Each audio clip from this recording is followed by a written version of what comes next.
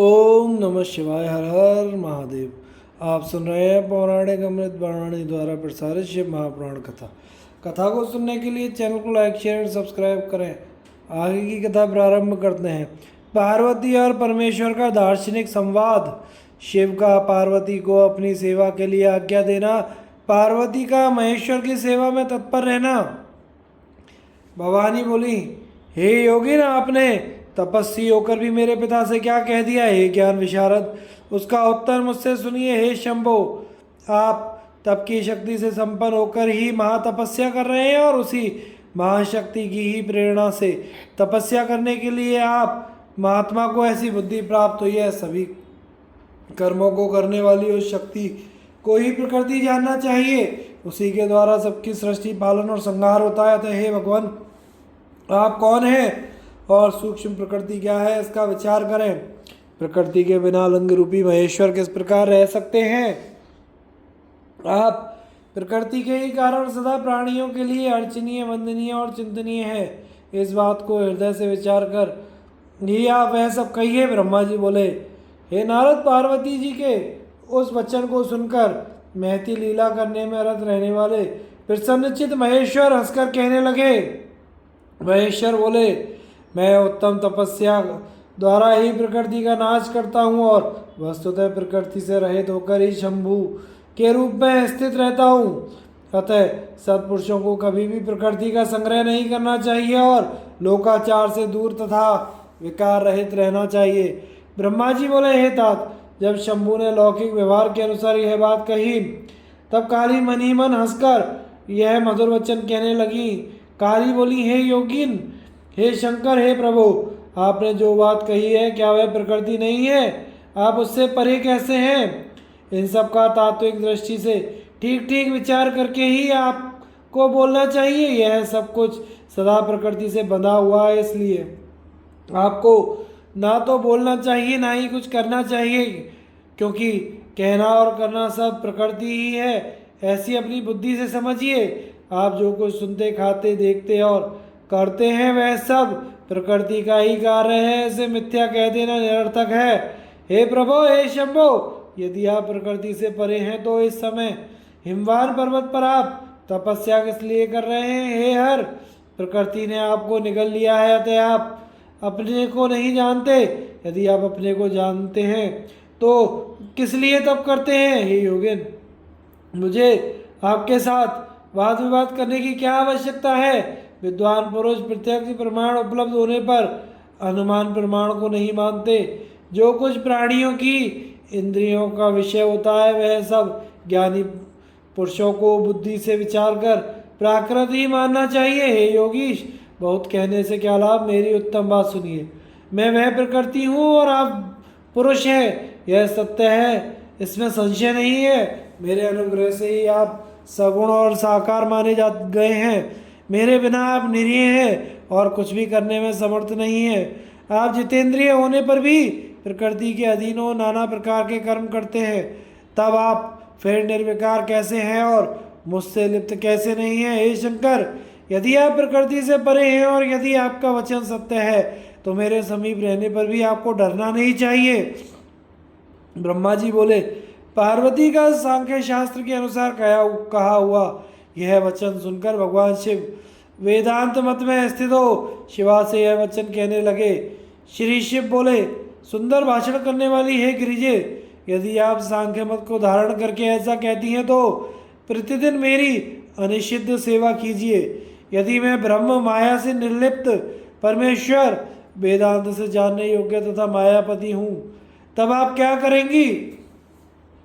ब्रह्मा जी बोले, गिरिजा से इस प्रकार कहकर भक्तों को प्रसन्न करने वाले तथा भक्तों पर अनुग्रह करने वाले भगवान शिव हिमवान से कहने लगे। शिव जी बोले, हे गिरे, मैं यहीं आपके अत्यंत रमणीय श्रेष्ठ शिखर पर की भूमि पर उत्तम तपस्या द्वारा आनंद में परमार्थ स्वरूप का विचार करता हुआ विचरण करूँगा। पर्वतराज, आप मुझे यहाँ तपस्या करने की अनुमति दें। आपकी आज्ञा के बिना कोई तप नहीं किया जा सकता। ब्रह्मा जी बोले, देवाधिदेव शूलधारी शिव की यह बात सुनकर हिमवान ने शंभु को प्रणाम करके कहा। हिमवान बोले, हे महादेव, देवता, असुर और मनुष्यों सहित यह संपूर्ण जगत आपका ही है। मैं तुच्छ होकर आपसे क्या कहूँ। ब्रह्मा जी बोले, हे नारद, हिमवान के इस प्रकार कहने पर लोक कल्याणकारी भगवान शंकर ने हंसकर आदरपूर्वक उन गिरिराज से कहा, अब आप जाइए। शंकर जी की आज्ञा पाकर हिमवान गिरिजा के साथ अपने घर लौट गए। तब से वे गिरिजा के साथ प्रतिदिन उनका दर्शन करने लगे। काली अपने पिता के बिना भी दोनों सहेलियों के साथ नित्य भक्ति परायण होकर सेवा के लिए शंकर के पास जाती थी। हे तात, महेश्वर के आदेश से उनकी आज्ञा का पालन करने वाले पवित्र नंदीश्वर आदि कोई भी गण उन्हें नहीं रोकते थे।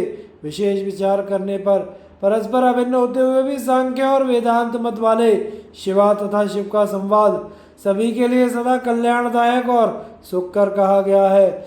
इंद्रियातीत भगवान शंकर ने गिरिराज के कहने से उनका गौरव मानकर उनकी पुत्री को अपने पास रहकर सेवा करने के लिए स्वीकार कर लिया। भगवान शंकर ने सखियों सहित पार्वती से कहा, तुम नित्य मेरी सेवा करो तथा चली जाओ अथवा निर्भय होकर यहाँ रहो। इस प्रकार कहकर निर्विकार महायोगी तथा अनेक प्रकार की लीलाएं करने वाले भगवान शंकर अपनी सेवा के लिए उन देवी को रख लिया। धैर्यशाली तथा परम तपस्वियों का यह महान धैर्य ही है जो विघ्नकारक वस्तुओं को ग्रहण करके भी विघ्नों से नष्ट नहीं होता है। हे मुनीश्वर, तत्पश्चात गिरिराज अपने सेवकों के साथ अपने स्थान को चले आए और अपनी प्रिया के साथ मन में परम आनंदित हुए। भगवान शंकर भी आदरपूर्वक ध्यान योग के द्वारा निर्विघ्न मन से परमात्मा का चिंतन करने लगे। काली भी प्रतिदिन सखियों सहित चंद्रशेखर महादेव की सेवा करती हुई वहां आने जाने लगी। वे भगवान शंकर के चरणों को धोकर उस चरणों तक का पान करती थी। और आग से तपाकर शुद्ध किए हुए वस्त्र से उनके शरीर को पोंछा करती थी। वे नित्य प्रति षोडशोपचार से विधिवत भगवान हर की पूजा कर बारंबार उन्हें प्रणाम कर अपने पिता के घर चली जाती थी। हे मुनि सत्तम, इस प्रकार ध्यान में तत्पर भगवान शंकर की सेवा करती हुई उन शिवा का बहुत समय व्यतीत हो गया। वे कभी अपनी सखियों के साथ भगवान शंकर के आश्रम में ताल से समन्वित प्रेमवर्धक सुंदर गान करती। वे कभी कुशा पुष्प समिधाएं स्वयं लाती और सखियों के साथ आश्रम का सम्मार्जन करती थी। वे कभी नियम पूर्वक शंकर जी के आश्रम में रहकर सकाम भाव से शंकर जी को देखती हुई उन्हें आश्चर्यचकित कर दिया करती थी। भगवान शिव ने अपनी तपस्या के बल से निस्संग रहने वाली उस काली को देखकर पंचु तत्व के शरीर में रहने वाली अपनी पूर्व जन्म की भार्या समझ लिया। फिर भी शिव जी ने मुनियों को भी मोहित कर देने वाली तथा महासौंदर्य की राशि स्वरूप उन काली को अपनी पत्नी के रूप में ग्रहण नहीं किया। महादेव जी भगवती को इस प्रकार जितेंद्रिय होकर नित्य प्रति अपनी सेवा में संलग्न देखकर दयापूर्वक विचार करने लगे कि जब यह तपस्या का व्रत करेगी तब अभिमान बीज से रहित इस काली को ग्रहण करूँगा। ब्रह्मा जी बोले, इस प्रकार विचार कर बड़ी बड़ी लीलाएं करने वाले महायोगीश्वर भूतेश्वर भगवान शिव शीघ्र ही ध्यान में तत्पर हो गए। हे मुने, ध्यान में मग्न उन परमात्मा शंकर के मन में किसी अन्य चिंता का उदय नहीं हुआ। काली भी उन्हीं परमात्मा शंकर के स्वरूप का चिंतन करती हुई भक्ति पूर्वक निरंतर उनकी सेवा करने लगी। भगवान शिव ध्यान में स्थित हो पूर्व चिंताओं को भूलकर सुसज्जित काली को देखा करते थे। वस्तुतः वे उन्हें देखते हुए भी नहीं देखते थे। इसी समय महापराक्रमी तारकासुर से अत्यंत पीड़ित इंद्र आदि देवताओं तथा मुनियों ने उन रुद्र के साथ काली का काम भाव से योग कराने के लिए ब्रह्मा जी की आज्ञा से कामदेव को आदरपूर्वक वहां भेज दिया। कामदेव ने वहां जाकर अपना समस्त उपाय लगाया, किंतु शिव कुछ भी विक्षुब्ध नहीं हुए और उन्होंने उसे भस्म कर दिया। हे मुने, पार्वती का भी अभिमान नष्ट हो गया। तत्पश्चात नारद जी के उपदेशानुसार घोर तपस्या करके उन सती ने शिव को पति रूप में प्राप्त किया। इस प्रकार परमेश्वर एवं पार्वती परम प्रसन्न हो गए और परोपकार में परायण होकर देव कार्य पूर्ण करने लगे। इस प्रकार श्री शिव महापुराण के अंतर्गत द्वितीय रुद्र संहिता के तृतीय पार्वती खंड में पार्वती और परमेश्वर का संवाद वर्णन नामक 13वां अध्याय पूर्ण हुआ। अथ चतुर्दशो अध्याय तारकासुर की उत्पत्ति के प्रसंग में दिति पुत्र वज्रांग की कथा, उसकी तपस्या तथा वर प्राप्ति का वर्णन। नारद जी बोले, हे विष्णु शिष्य, हे महाशिव, हे विधे, आपने यहाँ शिवा एवं शिव जी के परम पवित्र चरित्र का अच्छी तरह से वर्णन किया।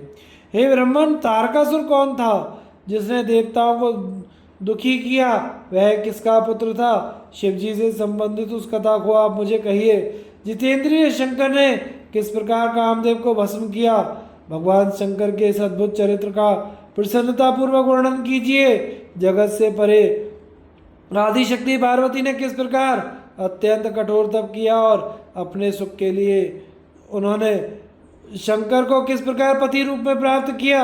हे महाज्ञानी, आप मुझ श्रद्धावान तथा शिव भक्त अपने पुत्र से यह संपूर्ण चरित्र विशेष रूप से कहिए। ब्रह्मा जी बोले, हे पुत्र वर्य, हे महाप्राज्ञ, हे सुरर्षि, हे प्रशंसनीय व्रत वाले, मैं शंकर का स्मरण कर उनके संपूर्ण चरित्र का वर्णन कर रहा हूँ, आप सुने। हे नारद, सबसे पहले आप तारकासुर की उत्पत्ति को सुने, जिसके वध के लिए देवताओं ने शिव का आश्रय लेकर बड़ा यत्न किया था। मेरे पुत्र जो मारीची थे, उनके पुत्र कश्यप हुए। उनकी 13 स्त्रियां थीं जो दक्ष कन्याएं थीं। उनकी सबसे बड़ी पत्नी दिति थी, उससे 2 पुत्र हुए। उनमें हिरण्यकशिपु ज्येष्ठ तथा हिरण्याक्ष छोटा था। भगवान विष्णु ने नरसिंह तथा वाराह रूप धारण कर अत्यंत दुख देने वाले उन दोनों का वध कर दिया। तत्पश्चात देवगण निर्भय और सुखी रहने लगे। इससे दिति दुखी हुई और वह काश्यप की शरण में गई। उस पतिव्रता ने उनकी सेवा कर भक्ति पूर्वक पुनः गर्भ धारण किया। यह जानकर महान परिश्रमी देवराज इंद्र ने अवसर पाकर उसके गर्भ में प्रविष्ट होकर वज्र से उसके गर्भ के टुकड़े टुकड़े कर दिए, किंतु उसके व्रत के प्रभाव से उसका गर्भ नहीं मरा और दैव योग से सोती हुई उसके गर्भ से 49 पुत्र उत्पन्न हुए। वे सभी पुत्र मरुत नाम के देवता हुए और स्वर्ग को चले गए। देवराज ने उन्हें अपना लिया। तब दिति अपने कर्म से अनुतप्त हो पुनः उनकी सेवा करने लगी और उसने महान सेवा से उन मुनि को प्रसन्न कर लिया।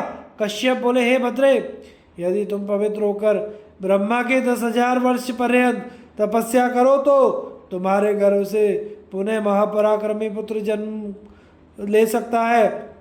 हे मुने, दिति ने श्रद्धा के साथ जब तपस्या पूरी की तब अपने पति से गर्भ धारण कर वैसा ही पुत्र उत्पन्न किया।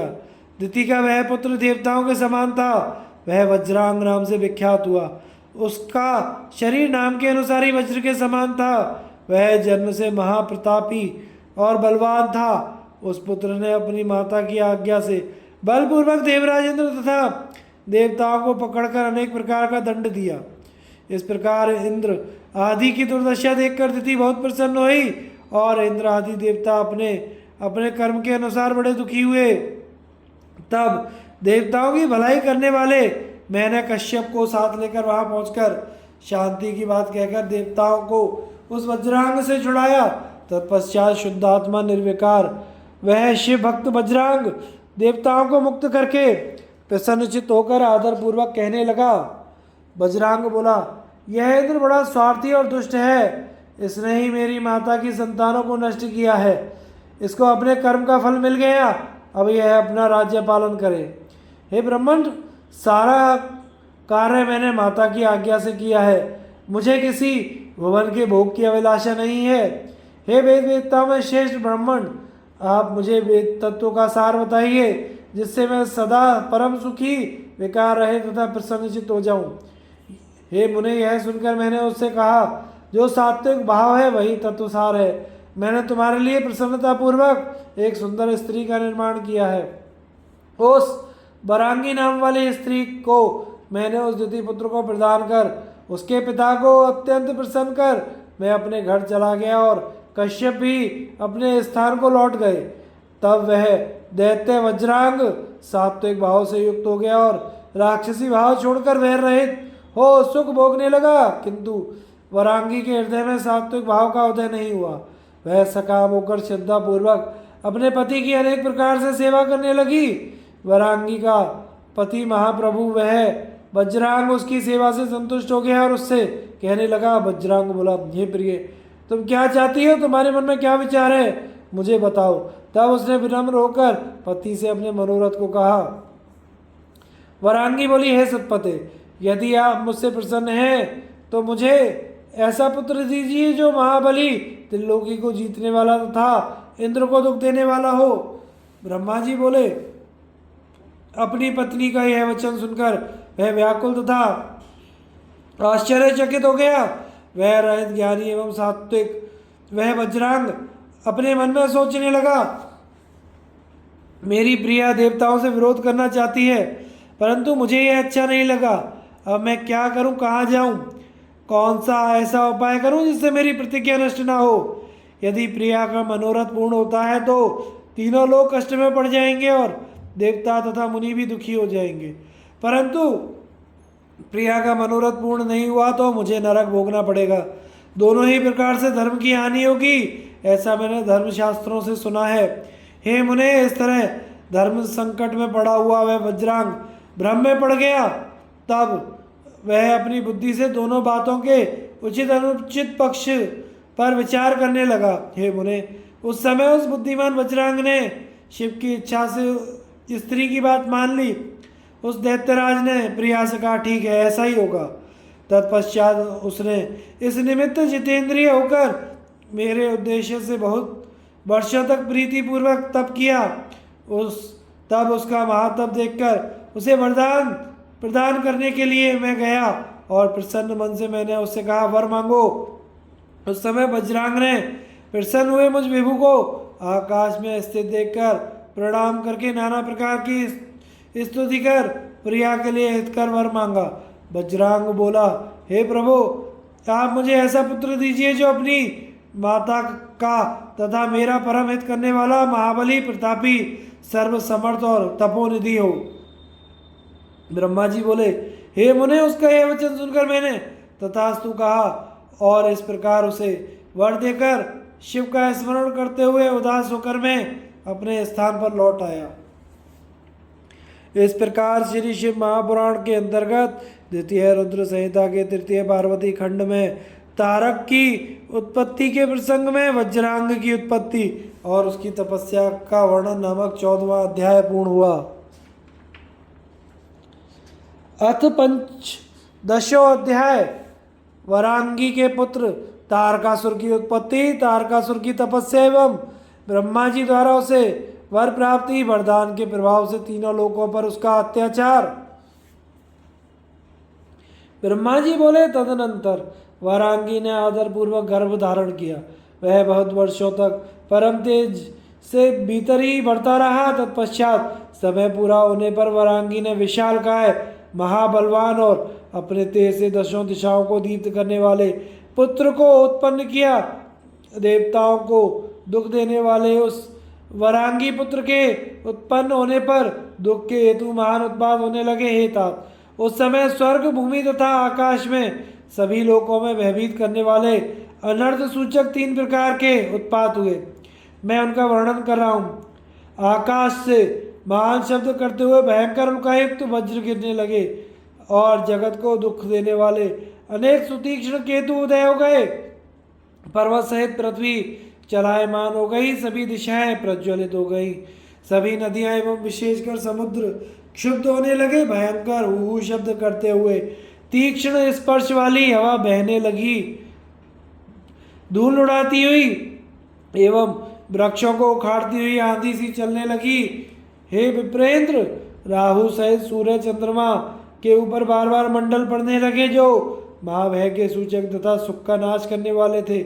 उस समय पर्वतों की गुफाओं से रथ की नेमी के समान घरघर एवं भय सूचक महान शब्द होने लगा। सियार, उल्लू अपने मुख से भयानक टंकार युक्त शब्द करते हुए अग्नि उगलने लगे। सियारी ने गांव के भीतर घुसकर अत्यंत अमंगल तथा महाभयानक शब्द करने लगी। कुत्ते जहां तहां गर्दन उठाकर संगीत के समान और रुदन के समान अनेक प्रकार के शब्द करने लगे। हे तात, गधे के रैकने के भयानक शब्द से मत होकर अपने खुरों से पृथ्वी को खोदते हुए झुंड के झुंड इधर उधर दौड़ने लगे। पक्षी घोंसलों से उड़ गए। गधे भयभीत और व्याकुल चित्त होकर भयानक शब्द करने लगे। उन्हें कहीं भी शांति नहीं मिली। पशु ताड़ित हुए के समान अपने गोष्ठ में और अरण्य में भयभीत होकर बारंबार मलमूत्र का त्याग करने लगे। जहां तहां इधर उधर भागने लगे। वे एक जगह नहीं ठहरते थे। गायें भय से आक्रांत हो उठी। उनके स्तनों से रुधिर निकलने लगा। नेत्रों से अश्रुधारा प्रवाहित हो उठी और वे व्याकुल हो गई। बादल भी भय उत्पन्न करते हुए पीप की वर्षा करने लगे। देवताओं की प्रतिमाएं उछलकर रोने लगी।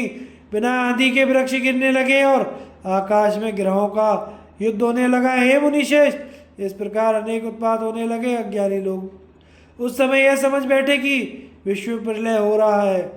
तदनंतर प्रजापति कश्यप ने विचार करके उस महातेजस्वी असुर का नाम तारक रखा। वह महावीर सहसा अपने पौरुष को प्रकट करता हुआ वज्र तुल्य शरीर से पर्वतराज के समान बढ़ने लगा।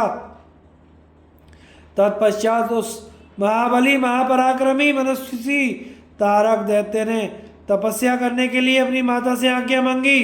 मायावियों को भी मोहित करने वाले उस महामायावी दैत्य ने अपनी माता से आज्ञा प्राप्त कर सभी देवताओं पर विजय प्राप्त करने के लिए अपने मन में तप करने का विचार किया। गुरु की आज्ञा का पालन करने वाला वह दैत्य मधुबन में जाकर ब्रह्मा जी को लक्ष्य करके विधि पूर्वक अत्यंत कठोर तपस्या करने लगा। उस दृढ़ व्रत दैत्य ने चित्त को स्थिर कर नेत्रों द्वारा सूर्य को देखते हुए अपनी भुजाओं को ऊपर उठाकर एक पैर से खड़े होकर 100 वर्ष पर्यंत तपस्या की। तदनंतर पैर के अंगूठे से भूमि को टेककर दृढ़ चित्त वाले तथा ऐश्वर्यशाली महान असुरराज तारक ने उसी प्रकार 100 वर्ष की तपस्या की। 100 वर्ष जल पीकर, 100 वर्ष वायु पीकर, 100 वर्ष तक जल में खड़ा होकर तथा 100 वर्ष तक इस ठंडिल पर रहकर उसने तपस्या की। 100 वर्ष अग्नि के बीच में, 100 वर्ष नीचे की ओर मुख करके, 100 वर्ष हथेली के बल पृथ्वी पर स्थित होकर वह तपस्या करता रहा। हे मुने, वह 100 वर्ष तक वृक्ष की शाख को दोनों पैरों से पकड़कर नीचे की ओर मुख करके पवित्र धूम का पान करता रहा। इस प्रकार उस असुरराज ने अपने मनोरथ को लक्ष्य करके सुनने वालों को भी सर्वथा दुस्सह जान पड़ने वाले अत्यंत कठिन तथा कष्टकर तप किया। हे मुने, इस प्रकार तप करते हुए उसके सिर से चारों दिशाओं में फैलने वाला एक महान उपद्रवकारी महातेज निकला। हे मुने, उस तेज से सभी देवलोक प्राय जलने लगे और चारों ओर समस्त देवता तथा ऋषिगण बड़े दुखी हुए। उस समय देवराज इंद्र अधिक भयभीत हुए कि निश्चय ही इस समय कोई तप कर रहा है, वह मेरे पद को छीन लेगा। वह ऐश्वर्यशाली तो असमय में ही ब्रह्मांड का संहार कर डालेगा। इस प्रकार संदेह में पड़े हुए देवता लोग कुछ भी निश्चय नहीं कर पा रहे थे। तदनंतर सभी देवता एवं ऋषि परस्पर विचार करके भयभीत होकर मेरे लोक में पहुंचे और मेरे सामने उपस्थित हुए। व्यथित चित्त वाले उन सभी ने प्रणाम कर मेरी स्तुति करके हाथ जोड़कर सारा वृत्तांत मुझसे कहा।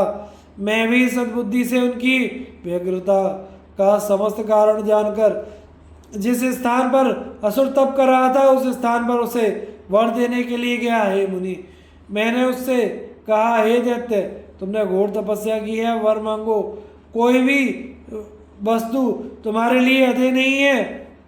तब मेरा वचन सुनकर उस महान असुर तारक ने मुझे प्रणाम करके तथा मेरी स्तुति कर अत्यंत कठिन वर मांगा। तारक बोला, हे पितामह, वर देने वाले, आपके प्रसन्न हो जाने पर मेरे लिए क्या असाध्य हो सकता है, अतः मैं आपसे वर मांगता हूँ, उसे सुनिए। हे देवेश, यदि आप मुझ पर प्रसन्न हैं तो और मुझे वर देना चाहते हैं तो मेरे ऊपर कृपा करके 2 वर दीजिए। हे महाप्रभु, आपके बनाए हुए समस्त लोक में कोई भी पुरुष मेरे समान बलवान ना हो। शिवजी के वीर्य से उत्पन्न हुआ पुत्र देवताओं का सेनापति बनकर जब मेरे ऊपर शस्त्र प्रहार करे तब मेरी मृत्यु हो। हे मुनीश्वर, जब उस दैत्य ने मुझसे इस प्रकार कहा तब मैं उसे उसी प्रकार का वर देकर शीघ्रता पूर्वक अपने स्थान को चला गया। वह दैत्य भी मनोवांछित उत्तम वर प्राप्त कर अत्यंत प्रसन्न होकर शोणित नामपुर को चला गया। उसके बाद दैत्य गुरु शुक्राचार्य ने मेरी आज्ञा से असुरों के साथ जाकर त्रिलोकी के राज्य पर उस महान असुर का अभिषेक किया। तब वह महादैत्य त्रिलोक के अधिपति हो गया और चराचर जगत को पीड़ित करता हुआ अपनी आज्ञा चलाने लगा। इस प्रकार वह तारक विधि पूर्वक त्रिलोक का राज्य करने लगा और देवता आदि को पीड़ा पहुंचाता हुआ प्रजा पालन करने लगा। तदनंतर उस तारकासुर ने इंद्र आदि लोकपालों के रत्नों को ग्रहण किया। उन्होंने उसके भय से रत्न स्वयं प्रदान किए। इंद्र ने उसके भय से उसे ऐरावत हाथी समर्पित कर दिया और कुबेर ने 9 निधियां दे दी। वरुण ने श्वेत वर्ण के घोड़े, ऋषियों ने कामधेनु तो और इंद्र ने उच्च श्रवा नामक दिव्य घोड़ा भय के कारण उसे समर्पित कर दिया। उस असुर ने जहाँ जहाँ अच्छी वस्तुएं देखी उन्हें बलपूर्वक हरण कर लिया। इस प्रकार त्रिलोकी सर्वथा निसार हो गई। हे मुने, समुद्र ने भी भय से उसे समस्त रत्न प्रदान कर दिए। बिना जोते वो ही पृथ्वी अन्न प्रदान करने लगी और सभी प्रजाओं के मनोरथ पूर्ण हो गए। सूर्य उतना ही तपते थे जिससे किसी को कष्ट ना हो। चंद्रमा उजाला करते रहते और वायु सबके अनुकूल चलती थी। उस दुरात्मा असुर ने देवताओं, पितरों तथा अन्य जो भी द्रव्य थे वह सब हरण कर लिए। इस प्रकार वह तीनों लोकों को अपने अधीन कर स्वयं इंद्र बन बैठा। वह इंद्रियों को वश में रखने वाला द्वितीय राजा हुआ और अद्भुत प्रकार से राज्य करने लगा। उसने समस्त देवताओं को हटाकर उनकी जगह दैत्यों को नियुक्त कर दिया और देवताओं को अपने कर्म में नियुक्त किया। हे मुने, तदनंतर उससे पीड़ित हुए इंद्र आदि समस्त देवगण अनाथ और अत्यंत व्याकुल हो मेरी शरण में आए। इस प्रकार श्री शिव महापुराण के अंतर्गत द्वितीय रुद्र संहिता के तृतीय पार्वती खंड में तारकासुर की तपस्या एवं उसके राज्य का वर्णन नामक 15वां अध्याय पूर्ण हुआ। आगे की कथा का प्रसारण हम अगले भाग में करेंगे। कथा को सुनते रहिए। चैनल को लाइक शेयर और सब्सक्राइब कीजिए। हर हर महादेव।